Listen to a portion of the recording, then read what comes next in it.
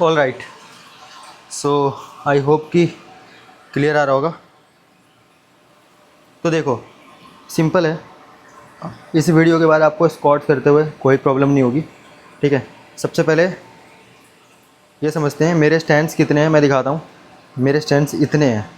ठीक है, ये है मेरे हिप के बराबर। ठीक है, हिप के डिस्टेंस में है, नैरो, थोड़ा सा नैरो है, ज़्यादा वाइड नहीं है। ठीक है, अब मेरे ये मैंने स्टैंड्स रखे अपने शोल्डर विथ, ठीक है, या हिप के सीध में कह सकते हो, हिप के विथ में।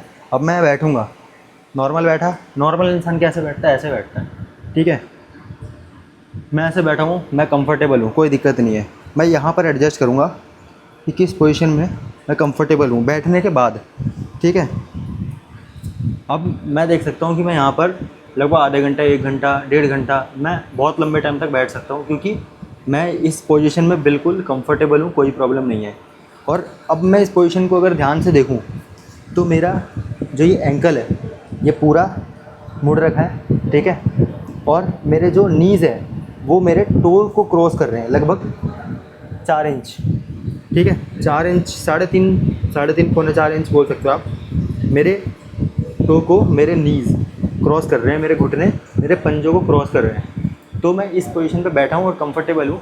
और मैं अगर अपनी लोअर बैक को देखूँ तो लोअर देख नहीं सकता, मतलब चेक करूँ तो लोअर बैक भी मेरी स्ट्रेट है। ठीक है, कोई दिक्कत नहीं है, कंफर्टेबल हूँ, ना मेरे नीज़ में कोई दर्द हो रहा है, ना मेरे एंकल में कोई पेन हो रहा है। तो मैं यहाँ पर कंफर्टेबल हूँ। अब मैं इस पोजीशन पे कोई भी चीज़ लोड करता हूँ, सपोज़ मैंने ये लोड करा बारबल को, ठीक है, शेकर से काम चला रहे हैं। अब मैं इस पोजीशन में आराम से खड़ा हो सकता हूँ।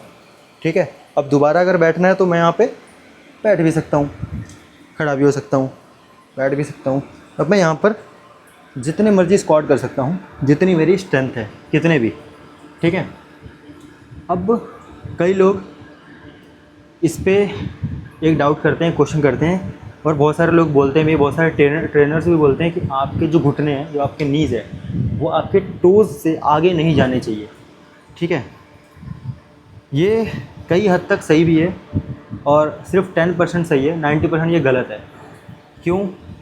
वो इसलिए बोलते हैं क्योंकि आपके जो ये नीज़, ये सॉरी क्या बोलते हैं, एंकल है, इसमें इतनी अच्छी मोबिलिटी नहीं है, तो आपको ये पेन कर सकता है ये पोजीशन, इसीलिए वो मना करते हैं। बट इसकी मोबिलिटी को इंक्रीज़ करने के लिए आप क्या कर सकते हो वो भी मैं बताऊंगा। अगले आप कमेंट कर देना, अगली वीडियो में वीडियो बना दूंगा एंकल, या फिर आप कोई भी जॉइंट की मोबिलिटी को कैसे स्ट्रॉन्ग कर सकते हो जॉइंट, वो मैं नेक्स्ट वीडियो बना दूंगा। तो अभी ये समझते हैं कि हमारे घुटने टोस से क्या आगे जाना सही है या गलत है। बिल्कुल 100% सही है। अगर आप पुराने बॉडी बिल्डर्स को देखोगे, टॉम प्लेट्स को, तो उनके भी नीज़ आगे जाते थे। ठीक है, चलो उनका एग्जांपल नहीं देंगे, बट इन जनरल आप खुद अभी एग्जांपल के लिए आप बैठ कर देखो। नॉर्मल आप खड़े हो जाओ ऐसे, और नॉर्मल कुछ मत सोचो कि मेरे को कुछ बैलेंस करना है। जस्ट आपको किसी ने ऑर्डर दिया सिट डाउन, आप कैसे सिट होगे, आप जल्दी से बैठ जाओगे, है ना। आप ये दिमाग नहीं लगाओगे कि मेरे को पहले घुटना आगे ले जाना नहीं है, घुटना सीधे रखना है, लोअर बैक स्ट्रेट रखनी है, इतना नहीं सोचोगे आप। नॉर्मल आप बैठ जाओगे कैसे ही बैठते हो। ठीक है, और जब आप नॉर्मल बैठते हो तो आपके नीज जाएंगे ही इसके आगे। ठीक है, अभी तो ये मैंने आई होप क्लियर कर दिया होगा। दूसरी चीज़, अब आते हैं बात, जो लोग बोलते हैं कि हमारे नीज टोज़ को क्रॉस नहीं करना चाहिए। तो देखो, अब मैं आपको पोजीशन दिखाता हूँ, ध्यान से देखना। मैंने स्टांस उतना ही ले रखा है। ठीक है, अब ये मैंने नीज़ को आगे नहीं जाने दिया। ठीक है, और मैं बैठा हुआ हूँ। अब इस पोजीशन में ना मैं बहुत कम बैठ सकता हूँ, शायद 1 मिनट, 1.5 मिनट, 2 मिनट, और खड़ा हो गया। ठीक है, अब पहली चीज़। दूसरी चीज़, इस पोजीशन से मैं अगर नीचे जाता हूँ यहाँ, तो मेरी बॉडी देखो कैसे मूव कर रही है, थोड़ी इस डायरेक्शन में मूव कर रही है, क्योंकि हिप मेरे इसको टच करने चाहते हैं। अब यूँ बैठा हूँ मैं, अब मेरे क्या है, नीज़ टो को क्रॉस नहीं कर रही। अब मैं इस पोजीशन में बैठा हूँ, बट मेरी लोअर बैक राउंड हो रखी है इस शेप में, सी शेप में, क्योंकि मैंने हिप को ऐसे टच किया है, ना कि ऐसे। आप चेक कर सकते हो, मेरी हिप इससे चिपकी हुई है, अभी भी इस पोजीशन में भी थी और इस पोजीशन में भी है, बट मेरी लोअर बैक राउंड हो गई है, जिसकी वजह से अगर आप स्क्वाट करोगे या कोई भी मूवमेंट करोगे स्टैंड अप होने के लिए, उसमें आपकी लोअर बैक इंजर्ड हो सकती है। इसीलिए हम क्या करते हैं, बॉडी का बैलेंस बनाने के लिए नीज़ को टोज से आगे रखते हैं अपनी बॉडी के टॉर्सो के अकॉर्डिंग। ठीक है, आई होप कि आवाज़ क्लियर आ रही होगी। तो अब दूसरी चीज़ समझते हैं कि नीज़ हम आगे क्यों रखते हैं। आगे देखो, सपोज़ मेरा बारबल यहाँ पर है, मैंने बारबल इस जगह पर रख रखा है और मैं बैठा हुआ हूँ स्क्वाट पोजीशन में, और ये मैं खड़ा हुआ। अब मैं ये बैठा, ठीक है, मान लेते हैं लोग बहुत नीचे नहीं जाते, लेकिन मैं इतना हूँ। अब इस बारबल का जो आप ग्रेविटी क्या बोलते हैं, जो भी अलाइनमेंट देखोगे, अलाइनमेंट वो मेरे बारबल से यहाँ पर आ रहा है। ठीक है, ये मैं बारबल को यहाँ पर रखता हूँ। ठीक है, तो यहाँ से इस डायरेक्शन में आ रहा है, इस डायरेक्शन में 90 डिग्री का एंगल बन रहा है, तो आपकी स्क्वाट बिल्कुल परफेक्ट है।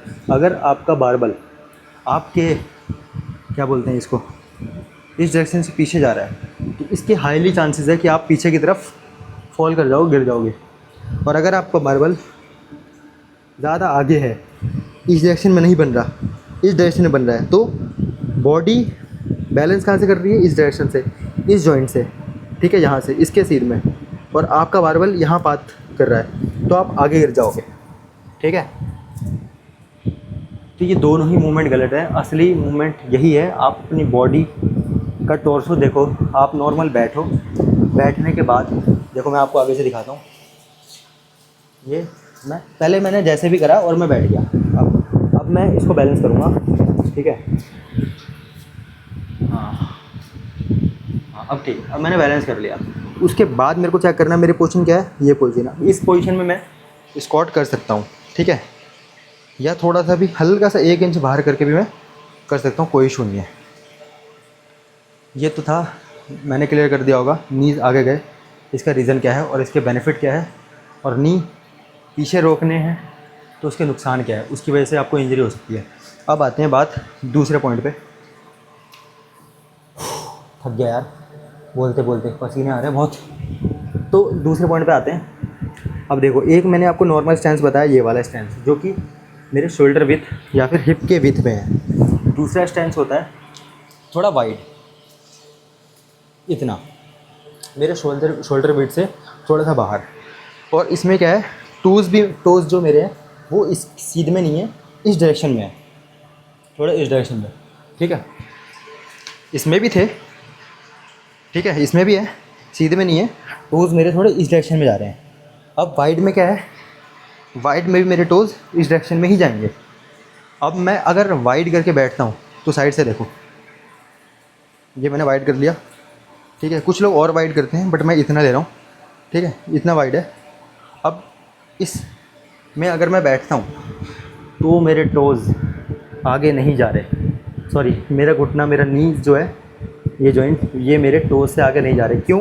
क्योंकि मैंने अब स्टैंस वाइड लिया है, जिसकी वजह से क्या होता है, थोड़ा साइंटिफिक है, उसमें नहीं जाएंगे क्योंकि मुझे पता भी नहीं है एक्चुअली, बट ये मैं आपको बता दूं। अब मेरा स्टैंस वाइड है तो मैं इस डायरेक्शन, अब मैं यहाँ पे कंफर्टेबली बैठा हुआ हूँ, कोई इशू नहीं, और मेरे नीज़ इसको क्रॉस भी नहीं कर रहे ज़्यादा, थोड़ा सा है, शायद इतना सा है या फिर ना के बराबर है।